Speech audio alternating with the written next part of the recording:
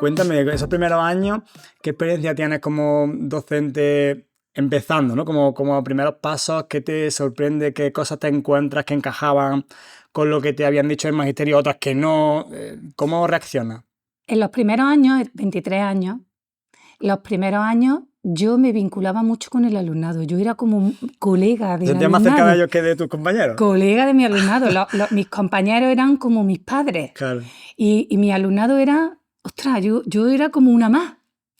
Claro, luego descubres que ese no es el lugar que debes ocupar. Y llegaba momentos en los que me vinculaba tanto con ellos que yo he llegado a ser rebelde. Claro. Rebelde es movilizar una clase de sexto porque quería una cosa y se me manifestaron. No es que la señora de música no había... Digo, madre mía, ¿en qué lío me metía? Claro, claro. Sí es verdad que descubrí lo apasionante que es la relación y el vínculo. La persona a persona. Es lo que te contaba uno, la mirada de uno, cuando uno se aburría, cuando uno te retaba y eso te provocaba a ti. ¿Cómo puedo conseguir mañana que esta persona me haga caso? Yo tuve conflictos importantes que no resolví bien, porque al final lo que haces es aprender de los errores. Claro. Que tienes que equivocarte. Hombre. Pero sí he sido muy arriesgada, sí he sido de, yo lo voy a hacer, yo voy a probar, yo voy a hacer esto, yo voy a hacer lo otro. He sido un poquito poco reglada, Sí, sí, sí. poco Has convencional. intentado buscar también tu propio camino dentro de la He docencia. hecho cosas diferentes, sacarme al alumnado al parque, al jardín, luego reñirme el director o yo coger y corriendo en un papelito, venga, el objetivo, el por qué lo saco. Mentira, yo no los quería sacar para que vieran las plantas y las clasificaran, era para que desayunaran conmigo, Claro. para crear un vínculo chulo, para que sintieran que la escuela no es entre cuatro paredes, Ya. que podemos salir fuera y saludar a la vecina. Total. Y saludar a la abuela y mirar al abuelo cómo está sentadito en un banco y mirarlo y recordar al suyo y respetar al abuelo. Claro. Y ese abuelo mirarnos y preguntarnos, ¿qué hacéis, chicos, aquí? Eso era lo que a mí me apasionaba. Pero es que además eso me lleva a pensar, cuando muchas veces, y ahora tocaremos este tema porque me interesa conocer tu opinión, que habla sobre, bueno, las nuevas metodologías, ¿no? O alternativas donde el alumnado es más partícipe de su propio aprendizaje. Hay mucha gente que dice, no, es que la vida después es dura, la vida hay que aprender, o sea, los niños tienen que aprender también a la frustración, la escuela los tiene que preparar para la vida. Y hay muchas cosas que me llevan a esta reflexión, pero incluso tirando de ahí, yo pienso, si la escuela es una escuela para la vida, es una preparación para la vida, ¿en qué momento estamos todos sentados en la vida? Porque sí, ¿no? En la vida hay frustración, ¿vale? Hay que prepararse para la frustración. En la vida pero en la vida fluye. La vida es bastante más líquida y es bastante más desorganizada que lo que es una clase. Además, sabemos que es una de las cosas que cuando yo la aprendí, digo, tío, esto es muy fuerte que lo sepamos, y es como las cosas que todos sabemos, como el elefante en la sala, ¿no? Me parece a veces. Que todos sabemos y que nadie, o sea, el que todos estemos sentados ahí, la reglamentación de la escuela obedece a las necesidades de los primeros burgueses, los primeros burgueses industriales, de disciplinar a la población para que cumpliesen con los hábitos que necesitaban luego en el trabajo, porque los primeros campesinos, primeros obreros, no entendían de eso. Y decían, tengo hambre, me voy, estoy cansado, me voy, a mí déjame en paz. Cuando a veces nos hablan de la transición del campo a las ciudades, que para una transición fue violenta. O sea, fue violenta en el sentido, yo entiendo la violencia como cuando tú fuerzas una cosa, que puede ser de muchas maneras, ¿no? No tiene por qué ser agresiva, digamos, ¿no? Fue violenta en el sentido de que como no se comportaban como tú querías, yo digo, me voy a la escuela y desde entonces ya los habitúo a el horario, el todo sentado. Es decir, que eso obedece a unas necesidades muy particulares. No es la vida, no es la sociedad. Es un determinado empresario en ese momento, que fueron los que tenían acceso a diseñar cómo se organizaba la escuela. Pero después lo que estoy diciendo, o sea, la vida es salir a ver a la vecina, o incluso y es que debería ser salir a ver a la vecina, estar desayunando, tal y cual, y aprender cosas, evidentemente. Yo jamás, además, soy un defensor del conocimiento, incluso canónico, clásico, o sea, me flipa. Pero vamos a ser sensatos. Origen, el origen. ¿Por qué los críos se meten en un lugar para cuidarlo? Primero cuidarlo. Con la revolución industrial, ¿no? Las mujeres trabajaban en las fábricas, trabajaban hombres, mujeres, y los niños acompañaban a las mujeres. Y se quedaban allí. Los niños correteaban mientras la mujer estaba, que ocurría, había muchos accidentes, morían muchos niños. Los empresarios necesitaban un lugar para colocar a esos niños. Entonces habilitaron salas aparte, alternativas, donde los niños de esas mujeres que necesitaban que estuviesen allí trabajando, produciendo, estuvieran guardados. Sí, por lo menos Mientras estaban guardados, salvo. decidieron que ya que estaban guardados allí, hacer algo. Y ya empiezan con ¿qué se puede hacer? Pues mira, podíamos hacer. Se Claro. crean las escuelas. Sí, Es prepararlo. que fue ese origen, o sea, fue una necesidad productiva. Una idea productiva. Con lo cual, si el origen fue ese, todo lo que ha ido ocurriendo ha ido en esa línea, porque tú mira cuántos años hace, pues Sí. ha seguido en esa línea, pero además se ha descubierto el grandísimo poder que es controlar. Claro. Que ese ha sido siempre el objetivo. La sociedad intenta controlar a otro grupo, invadir espacios, terrenos, por el instinto de supervivencia. El ser humano lo que no está entendiendo es que ya estamos en el cambio, que ya no toca eso. Por eso cada vez nos estamos resistiendo más. Por eso hay una dualidad tan fuerte, tan potente, está tan radical. Estamos en el proceso del cambio. Viene un nuevo humano, ¿no? Esto está claro. Que lo piense y diga, ya está con las paranoias. Pues bueno, vale, no voy a pensar lo que piensan. La cosa es que cómo se hace ese... No voy a pensar lo que piensan los demás. Ahora, aquí está por la tula, además gente que me llame si se quiere que ya veremos si conversamos o no. Yo me voy a lo razonable, al sentido común. Sentido común, a mi propio sentido razonable. El ser humano tiende a evolucionar, está condenado a evolucionar, Formamos parte del sistema del universo y además es real, o sea, no estamos aquí, estamos aparte, y el universo tiende a expandirse y eso es físico. De manera natural se está expandiendo. Todo elemento que está incluido tiende a expandirse. ¿Qué significa expandirse? Evolucionar, crecer. Ese es el instinto natural. Si tú vas contra el instinto natural es cuando ocurren, cuando entra el sufrimiento o entra esa rotura. Claro. Porque tu movimiento natural es evolucionar y expandirte. Si nosotros estamos ahí en un sistema en el que la educación está siendo considerada como un adoctrinamiento, el mantener en cápsulas a personas que puedes controlar para que mantengan sistemas, vas contra natura. Ya de entrada vas contra natura. Se están chocando dos fuerzas. El Estado, digamos, que el Estado o las grandes... o la figura de las élites, ¿no? Que podríamos entender como los que están más arriba del mercado y que influyen para que se hagan las leyes, y los propios estados que configuran como los sistemas educativos, eso contra la naturaleza humana, ¿no? Tú planteas que tiene al final una necesidad de ser libre, y es una contradicción constante. Partamos de cómo nos despistamos los seres humanos, ¿no? Como las constituciones, ¿no? Elaboramos una constitución, son leyes básicas, o sea, es lo que no es discutible, ¿no? Se nos olvida hacer la constitución del ser humano, o al menos recordárnosla. Vámonos a los filósofos. Vamos a ver el ser humano qué es. Y a partir de ahí, tú elaboras, construyes sociedad. Pero el ser humano ¿qué es? Si tú vas contra la naturaleza de un ser humano que tiende a evolucionar y a ser creativo, a crear, porque si no creamos no evolucionamos. Crear es algo nuevo. Lo nuevo es lo que te hace cambiar. De hecho, esa parte libre del ser humano también quizás sea de las pocas cosas que son consustanciales al ser humano, que nacemos, a diferencia de otros animales que tienen ya como su desarrollo, su despliegue genético de crianza totalmente cerrado por su genética. El ser humano, precisamente esa apertura a que la cultura termine de formar su ser, es lo que nos diferencia, y eso implica justamente un espacio de creatividad, porque no está creada, o sea, te dejan un hueco, es decir, como naces con un espacio vacío diciendo aquí tienes que crear tú.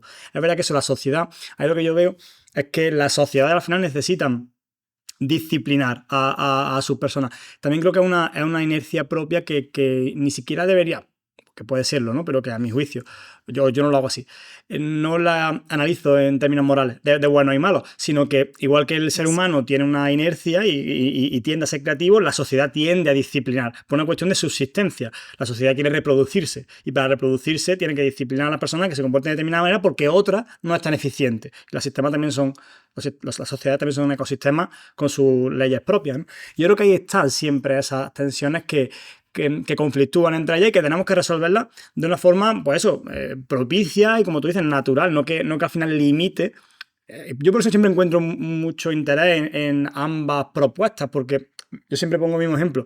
Cuando leí, ya lees a todo lo pasado, hablando de filosofía, el empirismo versus el racionalismo como la gran batalla en ese momento histórico, y tú lo ves tan claro que los dos son necesarios para acceder a la verdad, resulta incluso complicado que la gente se peleara siglos, a siglos a lo mejor no, pero décadas, bueno, igual, décadas por eso. Dices, pero no está tan claro que tú necesitas o que tú puedas acceder a la verdad por los dos medios, que yo empíricamente puedo tener un acceso, pero que también puedo tener unos límites, que el acceso empírico a la información me puede engañar en cierta medida, y la razón puede caer también en ciertos problemas de falacia o lógicos, que también puede engañar, por lo que es tan difícil, o sea, necesitamos tanta recorrido filosófico. Pues sí, se necesitan. Y yo cuando escucho muchas veces posturas que a priori están enfrentadas, siempre tengo un poco de eso. No es tan evidente que son necesarias las dos cosas. El flip room, la clase invertida, lo tal. Claro, claro. Si el problema es que Sí, te está dejando fuera esto, y tú te estás dejando fuera esto. ya hemos llegado. ¿A qué hemos llegado? Se acabó el mundo dual. Claro. La dualidad se acabó. Sí, no. Está bien, está mal. Esto sirve, esto no sirve. La dualidad está transformándose, pero para transformarse ahora se está haciendo más visible que nunca, o sea, más radical que nunca. Cuando uno está a punto de morir, ¿qué hace? Gritan más. Ujú. Antes de que tú caigas, tú dices, yo voy a caer, pero yo antes el último grito Sí. antes del último suspiro. Está todo radicalizándose y entendemos lo que queremos decir a nivel social, político, está todo muy Sí, y a nivel radical, educativo también con las muy, posturas. muy radical, está todo muy visible porque va a caer. El sistema cae, va a cambiar. La dualidad ya no sirve. Esos son mecanismos también naturales de evolución. Nada está bien y nada está mal. Yo no tengo un pensamiento pesimista, no lo tengo. ¿Por qué? Porque creo que tengo que lo estoy viendo con amplitud o a largo plazo, ¿no? Con perspectiva. Porque la dualidad, las dos cosas que antes nos íbamos a un lado, a otro a nivel político, ¿por qué a nivel político está todo tan enredado también y hay tanta decepción, tanta frustración? Eso ya se ha acabado. Eso ya de que dices que sí o piensas que no. Ahora lo que queda es que todo es válido, todo es posible, todo podemos pensarlo y valorarlo. Lo que tendríamos es que estar lo suficientemente maduros es para saber llevar el tránsito de los cambios, de las cosas que ocurren y cómo aportar las dos visiones Claro. y entender que pueden ser válidas si esa constitución del ser básico no está siendo violada, Claro. no está siendo invadida. Porque el instinto de supervivencia, cierto, está. O sea, eso está y es algo que pasará, la especie humana pasará, el instinto de supervivencia sigue, pero está habiendo otros instintos Culturales. culturales más profundos del ser humano que están dejando al instinto de supervivencia en un lugar Yo secundario. creo que están educándolo, en cierto. O sea, la cultura, en cierta medida, educa. Por eso decía que al final la educación, esto es uno de los temas que a mí me parece interesante sacar, porque creo que a veces somos un poco naif en la educación. Como trabajamos con niños, a veces se nos pega. Nosotros no somos niños, somos adultos. Y ya no valdría serlo más analíticos y puntillosos y técnicos precisos. Y yo creo que muchas veces pues, entramos en ciertas dicotomías cuando lo que tenemos que asumir ciertas cosas. O sea, la educación es un sistema por el cual nosotros organizamos a las nuevas generaciones. Nosotros la organizamos, los adultos. Somos un agente coercitivo en ese sentido. ¿Qué queremos hacer con eso? Es la pregunta. Y en ese sentido, como tú planteabas, el ir en contra, uno, de ciertos preceptos básicos que entendemos que serían lo que debe ser el ser humano. Tengo un amigo que de aquí le mando un saludo, seguro que lo va a ver y sabe que es él, que dice, yo no sé por qué la gente dice, es muy humano, eso tiene una calidad humana, dice, si humano es lo peor, porque él tiene una visión pesimista, dice, pues si humano es lo peor, es el único que tiene... Y le digo muchas veces, es capaz de lo mejor y de lo peor también, Pepe. No, verdad, igual. Y es verdad que considero que es a través de la educación que el ser humano llega a un punto en el que merece la pena mencionarlo como un sinónimo de bondad, de bueno, de algo que merece la pena. Porque el ser humano no nace así. Y ahí es donde yo creo que adquiere sentido el que nosotros utilicemos ese método coercitivo que es la educación, porque es la única manera que tenemos, no nos queda otra, para llevar al humano a un estadio de despliegue de un potencial positivo, porque el humano no está relacionado consustancialmente a algo bueno o a algo malo o a algo... Si pase lo que pase, será propio del ser humano porque lo habrá hecho a él. Entonces, me parece que la educación tenemos que entenderla de esa manera y no tener miedo. Muchas veces hay posturas que yo las entiendo como muy positivas, que son alternativas a toda la historia, pero que tienen miedo de ciertas cosas porque suenan mal. Vamos a ser maduros, vamos a ser adultos. Suena mal, es lo que hay. Que el ser humano es así, la sociedad es así. Te sonará mal a ti porque lo ves de cierta A ver si comparte esto, José. La pirámide, ¿no? Los niños, plastilina, moldeable. No vienen con prejuicios, no vienen con juicios, o sea, que seas blanco, que seas negro, que seas gitano, que seas castellano, que seas alto, bajo, gordo, delgado. Ellos no tienen ese prejuicio. Construimos la educación desde arriba. Los adultos, que ya tenemos los prejuicios, que ya tenemos los juicios, que ya somos críticos, que ya somos injustos, intolerantes. Estoy de acuerdo con tu amigo. Es que llega un momento en el que el pesimismo roza a rechazar al humano como humano. Sí, sí. Pero ¿a qué humano? Claro. ¿De qué humano estamos hablando? Pepe, ¿no? Pepe, ¿de qué humano estamos hablando? Pues estamos hablando del humano construido, como tú dices, en esta cultura, en esta sociedad, que es la que te diseña como debes ser, te hemos educado para ser así, no generes demasiados cambios, mantén el sistema y sigue siendo productivo. Ahora, tú haz mindfulness en la empresa porque lo que quiero es que seas más productivo, Claro, no es lo que quiero que seas mejor persona. Un futbolín para que... No, es para que seas más productivo, para que produzcan más, para que yo sea más rico, para que haya más desigualdad. Pero me lo disfraza. Al disfrazarlo, están permanentemente dando mensajes engañosos. Y esas personas, estos adultos, son los que están construyendo las leyes que van a moldear a los que van a mantener el sistema. Sí, sí, sí. Entonces, cuando hablábamos de la creatividad, del trabajo cooperativo, del trabajo en proyectos, yo te lo decía, me flipa la Lomloe, te lo juro que me encanta, pero más falsa no puede ser. Es como decías de la Biblia, ¿no? ¡Qué ¿Qué te parece la mentira Biblia? más gorda! La Biblia es el mejor libro de ciencia ficción que he leído, ¿no? Pues la Lomloe. Que me gusta, ¿no? La Lomloe igual, Y dices, ¿no? ostras, tú lo lees y se te pone el vello de punta. Un ensayo. Realmente debería estar en la literatura de ficción. Exactamente, dentro de la biblioteca. Pero bueno, lo vamos a proponer. En la biblioteca que lo coloquen ahí, ¿no? Biblioteca de ficción, la Lomloe y todas las leyes educativas. Pero bueno, al final es un proyecto, más allá bueno, si quieres entrar en esto, tiene recorrido, ¿no? Pero que al final el tema es el proyecto de sociedad que queremos. Por eso yo muchas veces cuando hablamos en clase con algunos profesores de la universidad, digo, es que le dedicamos poco tiempo a pensar el fin de la educación, porque estamos todo el rato centrados en los medios, que si la metodología alternativa, no he mencionado algunos. Pero ¿qué sociedad queremos? Porque al final la educación tenemos que centrarnos. La educación es un instrumento de las sociedades, de los seres humanos para perpetuar nuestras comunidades. Y eso es así. No, y hay mucha gente que se lo lleva por sus experiencias vitales, como tú decías, por sus experiencias vitales, por su forma de ser, por su personalidad. Yo ahí no entro, pero no comparto en la educación llevar a un rollo como muy hippie, muy... No, porque el niño tal... El niño viene con esa capacidad de adaptarse a la cultura, pero el niño no... O sea, como conocía a un chico que decía, el verdadero cambio viene de dentro. Digo, tío, queda muy bien, pero es mentira. El verdadero cambio siempre va a venir de fuera. ¿Por qué? Porque tú necesitas, o sea, nada crece... No estoy de acuerdo, ¿eh? No, mira, hay una frase de Tote King que me flipa. Protesto, señoría. Que dice, nada crece si no come.